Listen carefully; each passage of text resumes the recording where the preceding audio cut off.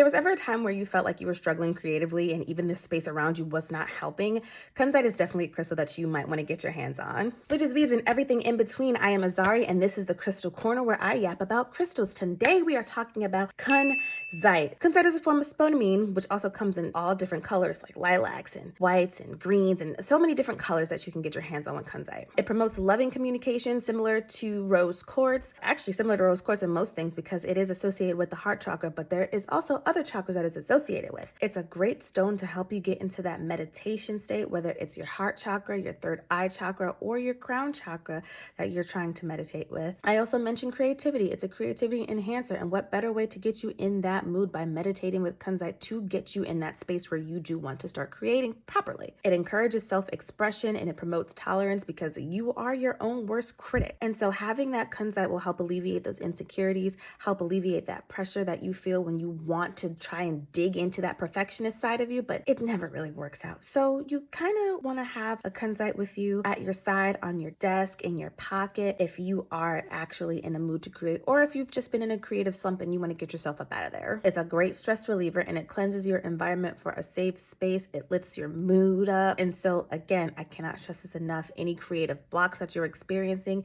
any perfectionism that you're experiencing, any sort of blockage that you feel with creativity, kunzite is the crystal for you, I promise. You can use it in love and divine rituals, wear it as jewelry to help maintain that spiritual alignment that you've got, relieve any emotional stress that you've been experiencing, even outside of just creativity. It's not just for creativity, but it's a really good stone to help with that sort of thing. I also did not know that. I think it was discovered in like 1902. Please, if I am wrong, feel free to correct me. I love being corrected. It's a relatively new stone, and it was named after this man named George F. Kunz, who was a gemologist and jeweler for Tiffany & Co., which I think is kind of crazy. He presented this type of gem to them, and they named it after him. I'm not entirely sure where these metaphysical properties originate from, but we can ascertain with the color magic and how other stones function in occult and esoteric traditions that they possess similar properties as those colored stones as well, especially during the 1960s and the 1980s, because that's when the New Age movement began. That's when people became spiritual and started their journeys and started having these stones and putting meanings to stones. So there's no exact timeline of when these spiritual properties came about, but it's still nice to know. And crystals are what you make it. Whatever energy you put into it is the energy that you're going to get out of it. Mwah. Thank you for listening to me yap about the Crystal Corner, and I'll see you again soon. Bye.